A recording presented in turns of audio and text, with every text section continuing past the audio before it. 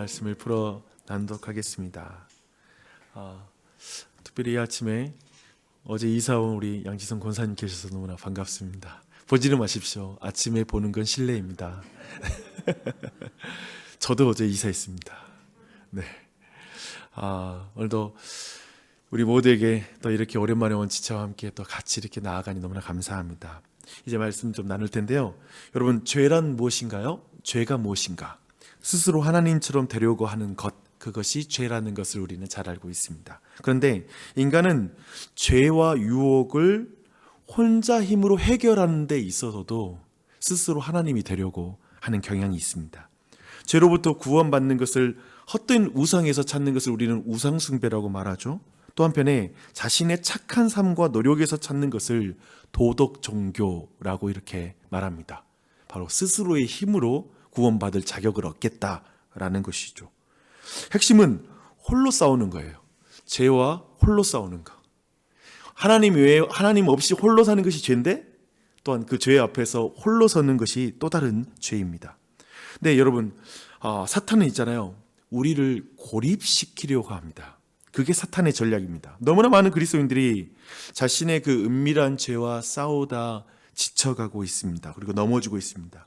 사탄이 우리를 교묘한 방식으로 무너뜨리죠. 네, 그 한 가지를 지난주에 우리가 함께 살펴보았습니다. 그게 뭐냐면 비교입니다. 비교를 통해서 우리를 고립시켜요. 한번 들어보십시오. 비교의식에 사로잡히면 야, 나는 이런데 너는 왜 그래? 라고 이렇게 말할 때가 있죠. 나는 말씀과 기도를 얼마나 힘들게 묵상하고 열심히 노력하는지 알아? 네가 죄 가운데 넘어진 이유는 나처럼 열심히 말씀 앞에 서지 않았고 기도하지 않았기 때문이야 라는 식으로 갑니다. 그들은 온유한 심령으로 형제의 죄를 바로잡는 것에 실패하는 거죠. 그러니까 온유한 심령이 안 생겨요. 비교의식이 가득하면. 그들은 그들의 자만심은 그래서 누군가를 분노하게 만들 때가 많습니다. 자만심으로 형제의 죄를 바로잡을 때 형제가 도리어 버럭 화를 내버리는 거죠. 네가 뭔데? 라는 식이죠. 비교가 강하게 작동하는 곳에서는 그래서 약함을 나누는 것이 어렵습니다.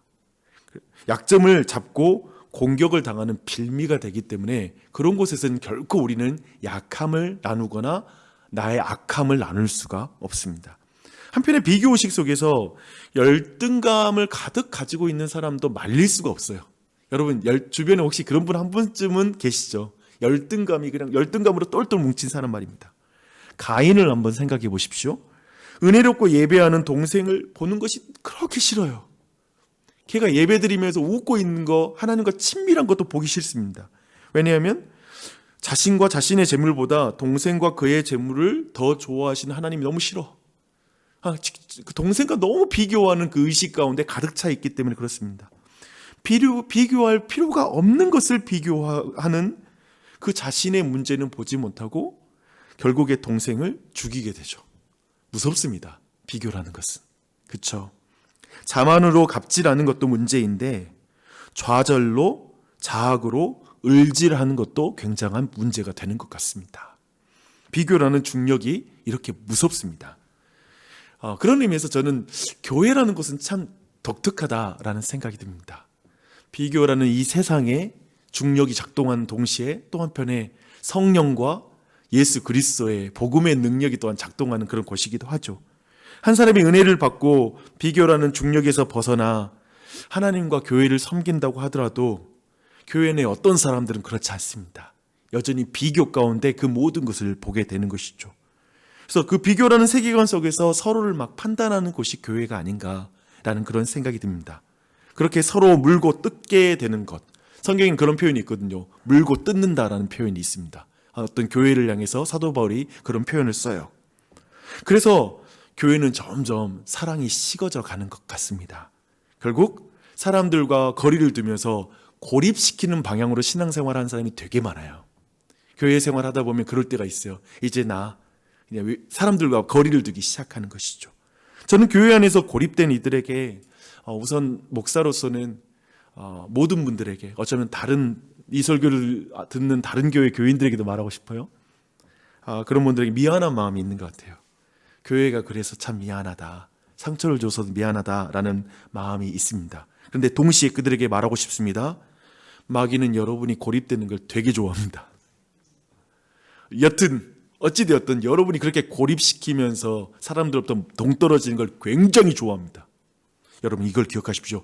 단지 내 말은 상처의 문제를 넘어서서 마귀가 이 가운데 일하고 있다는 것입니다. 우리를 고립시키고 있다는 것입니다. 비교의식 가운데 그렇게 하고 있다는 걸 기억해야 됩니다. 이렇게 사탄은 비교를 통해서 우리를 고립시키고 있습니다. 그런데 사탄은 우리의 죄책감과 수치를 교묘히 이용해서도 우리를 고립시켜요. 이것도 굉장히 사탄이 사용하는 방법입니다. 죄가 드러나면 우리는 사람들이 나를 어떻게 볼지 참 두려워지죠. 그리고 그 두려움 속에서 혼자만 그 죄와 끙끙 앓으면서 싸우게 돼요. 그렇게 되면 그는 결국 굉장히 패배하고 맙니다. 넘어질 때가 많습니다. 그러나 기억하셔야 됩니다. 하나님은 우리가 홀로 죄와 싸우라고 명령하신 적이 한 번도 없습니다. 그렇게 살라고 말한 적이 없어요. 야고보서 5장 16절에 보니까요. 그러므로 너희 죄를 서로 고백하며 병이 낫기를 위하여 서로 기도하라. 의인의 간구는 역사하는 힘이 큼이라. 아멘. 아멘. 오늘 우리가 지금 기도하는 거죠. 그렇죠? 그러니까 교회에서 우리는 사실 많은 기도 부탁을 하게 돼요. 이번에 기도 제목들을 이렇게 보게 되거든요. 저도 중보기도 제목들을 보게 되는데 뭐 자녀의 학업, 건강, 진로, 승진, 경제적인 문제, 아니면 내 내적인 건강함, 뭐 여러 가지, 또 한편에 질병, 다양한 기도 제목이 있습니다.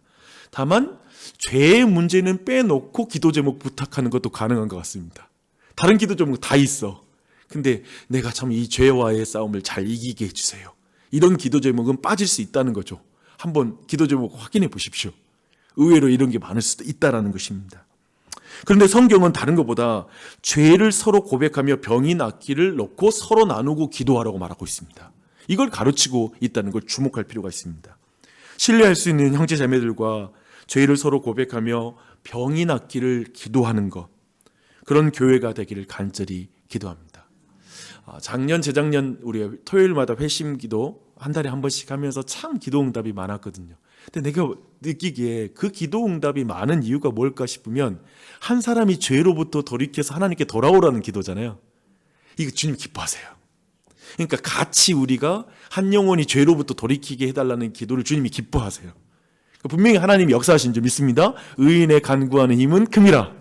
아멘. 아멘. 그래서 이 아침에도 그런 기도를 여러분이 마음껏 드렸으면 좋겠습니다. 그래서 이것이 얼마나 귀한지 야고보는 이어서 이렇게 말하더라고요. 내 형제들아, 너희 중에 미혹되어 진리를 떠난 자를 누가 돌아서게 하면 너희가 알 것은 죄인을 미혹된 길에서 돌아서게 하는 자가 그의 영혼을 사망에서 구원할 것이며 허다한 죄를 덮을 것임이라. 아멘. 아멘. 야고보의 마지막 고면은 공동체의 책임 있는 사랑을 우리에게 말하고 있습니다. 한 사람의 죄에서 돌이키는 일은 그의 영혼을 살리고 하나님의 용서를 경험케 하는 영광스러운 사역인 줄 믿습니다. 그 기도를 이 아침에 드렸으면 좋겠어요. 기억하십시오. 공동체에 사랑의 힘이 있을 때 우리는 고립으로 몰아가는 사탄의 교묘한 전략을 깨뜨릴 수 있습니다. 그걸 이길 수 있어요. 그걸 극복할 수 있어요. 굉장히 중요합니다. 자꾸 고립으로 가는 경향을 가진 여러분, 히브리서 10장 24절 25절 말씀 여러분 들어보십시오. 서로 돌아보아 사랑과 선행을 격려하며 모이기를 피하는 어떤 사람의 습관과 하지 말고 오직 권하여 그날이 가까움이 볼수록 더욱 그러하자 라고 말씀합니다. 저는 여러분이 두 가지를 피하기를 다시 한번 권면드립니다. 모이기를 피하고 고립으로 들어가는 사람들의 습관을 따르지 마십시오. 특히 죄 가운데 어떤 상황 가운데 막 고립으로 들어가는 사람의 습관으로 여러분 나아가지 마십시오. 그러지 마세요. 나오세요. 그리고 모여서 자기 이야기만 하고 서로의 죄를 돌아보고 선행으로 나아가지 못하게 하는 모임을 또 피하십시오. 그 모이면 자꾸 다른 이야기잖아요. 죄에 대한 이야기는 안 해. 다른 것만 이야기해. 교인들끼리 모여서도. 그런 건 피하지 마세요.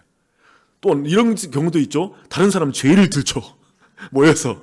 그건 더 피하자고요. 그러면 그거 더 피해야지.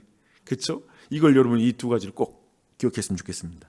근데 이제 오늘 본문으로 들어가면 오늘 본문은 사실 좀 더 구체적인 주제를 이제 우리에게 다루고 있습니다. 여러분 지금 우리 마을 안에 한 범죄한 형제가 있다고 생각해 보십시오. 어떤 죄의 영향과 습관 등에서 헤어나지 못하고 쳇바퀴 도는 듯한 삶을 사는 거예요. 한 1년쯤 만나게 되면 그걸 알게 돼요.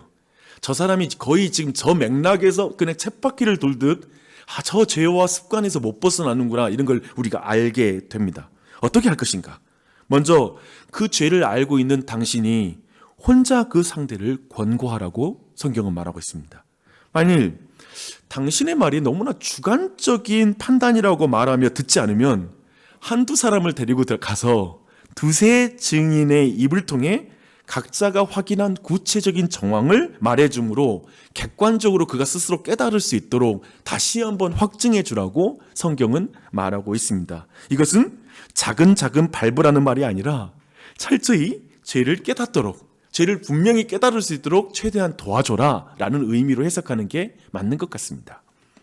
그럼에도 불구하고 말을 듣지 않으면, 교회에게 말하고 교회의 말을 듣지 않으면 이방인과 세리와 같이 여기라 라고 말하고 있습니다. 즉 교회를 통해서 나타난 하나님의 주권과 하나님의 말씀을 전혀 인정하지 않고 스스로 계속 고집하면 그 상태는 바로 그 스스로의 가치와 자기 신념에 따라 사는 거지, 하나님의 주권을 인정하지 않는 것과 동등한 것이기에 이방인과 어떤 세리처럼 여겨도 상관없다. 세리는 돈을 섬겼거든요.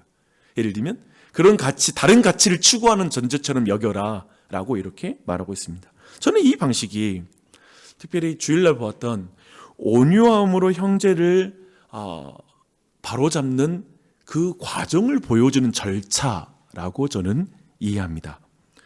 예를 들면 이거죠. 나도 당신과 같은 똑같은 죄인입니다. 그런 죄를 범할 수 있는 사람이에요 라는 그 온유한 그런 마음을 갖게 될 때 나의 판단이 충분한 다양한 관점을 다 포괄하고 있지 않다라고 생각을 하게 될 것이고, 그것을 정말 인정한다면 먼저는 빠르게 판단하면 안 되는 것 같아요.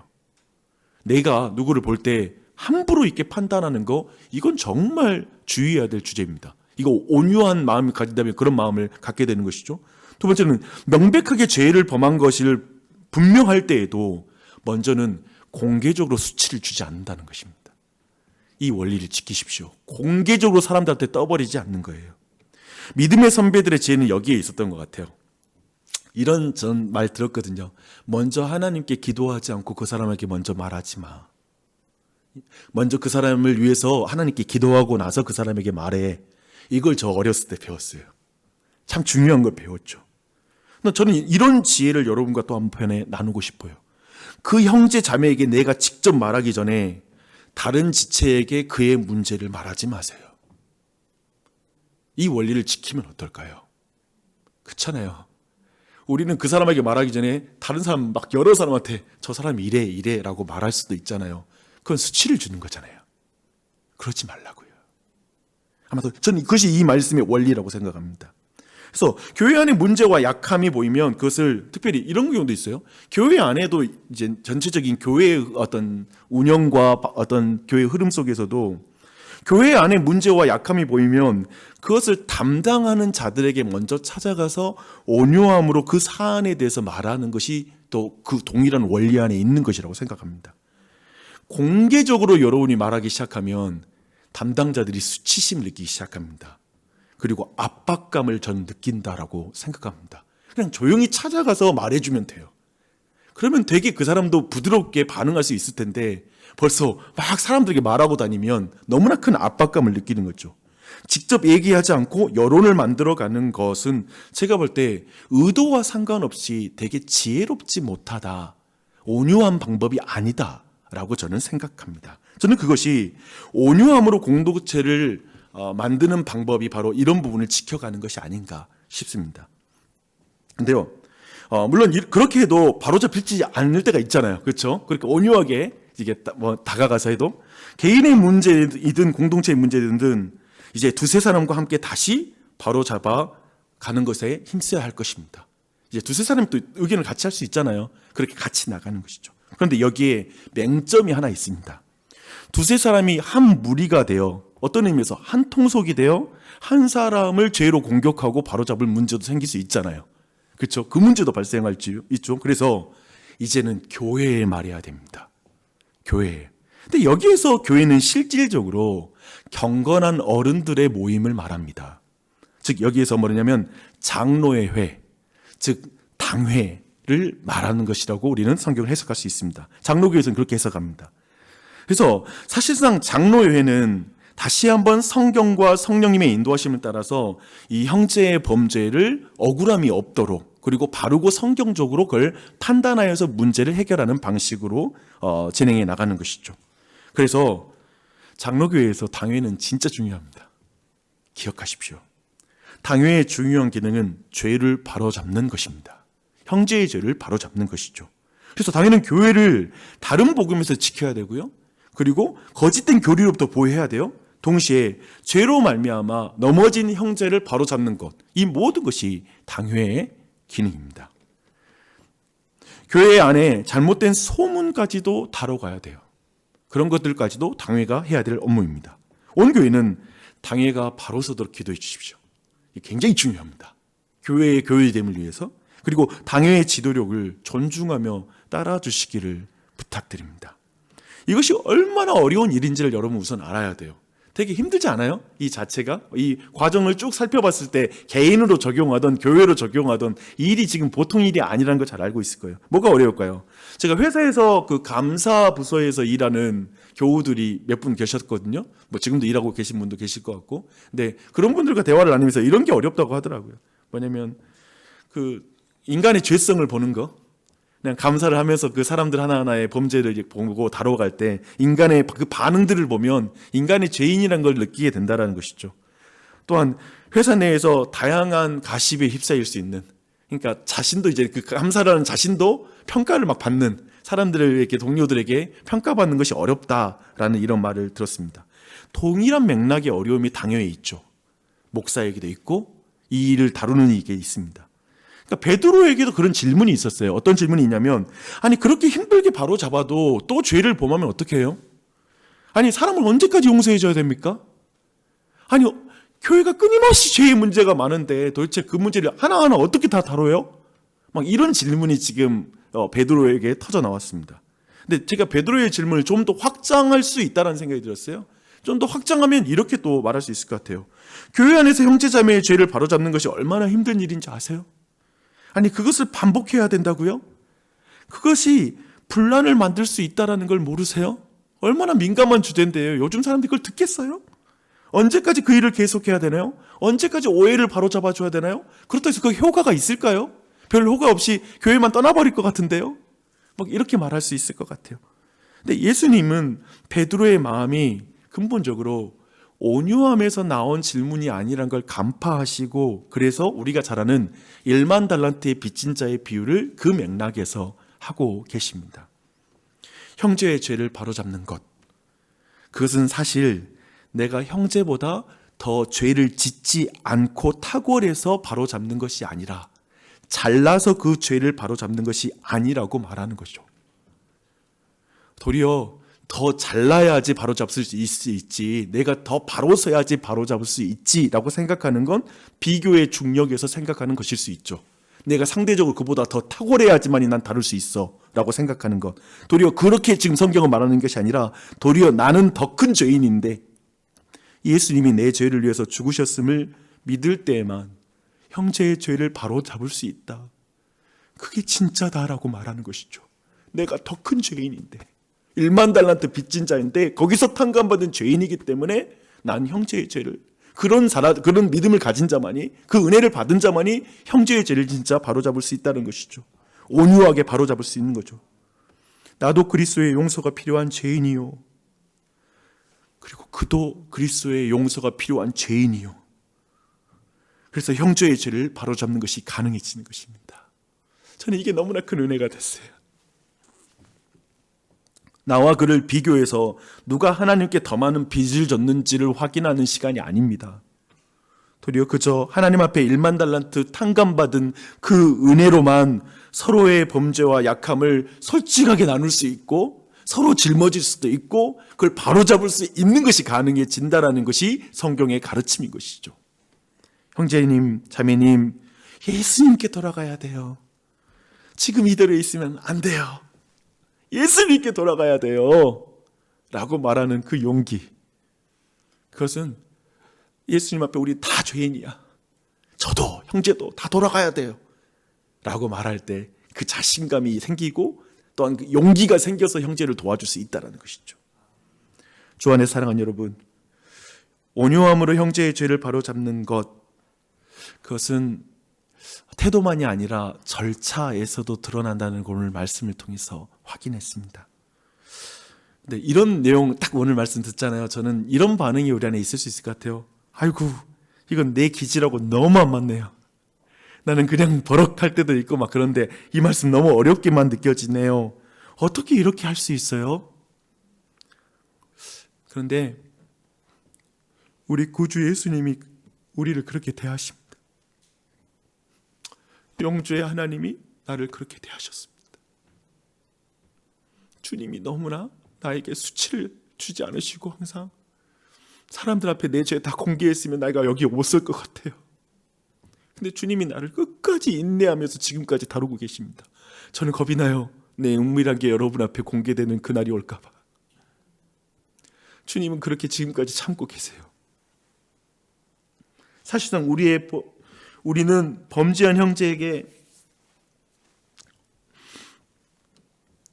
어떻게 하나님이 왕인 것을 드러낼까요?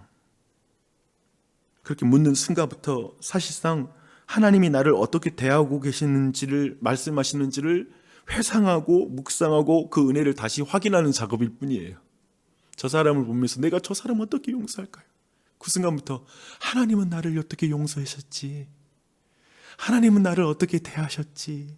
난 어떤 1만 달란트를 용서받았지를 다시 묵상함으로만 그 사람을 언제까지 얼마나 반복해서 용서할지가 결정나는 것이죠. 그래서 형제의 죄를 바로잡는 과정은 나의 죄를 바로잡는 하나님을 만나는 통로요 문입니다. 이걸 기억하십시오.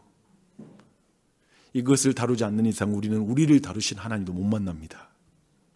이 연결을 기억할 때 다시 한번 우리의 삶과 많은 사람들의 연약함을 향해서 우리가 어떻게 나아갈지 그 길이 보이는 것 같아요. 그래서 여러분이 예수님 사랑 많이 받게 될 거예요. 걱정하지 마요. 죄책감에 더 사로잡히는 게 아니라 더 누군가를 정말 용서하고 바로잡으시는 그 길을 걸어갈 때 나를 바로잡아 주시는 예수님이 더 깊이 만나게 되는 거예요. 더 많이 체험하게 되는 거예요. 그걸 사모하십시오. 그게 우리의 길입니다. 기도하시겠습니다.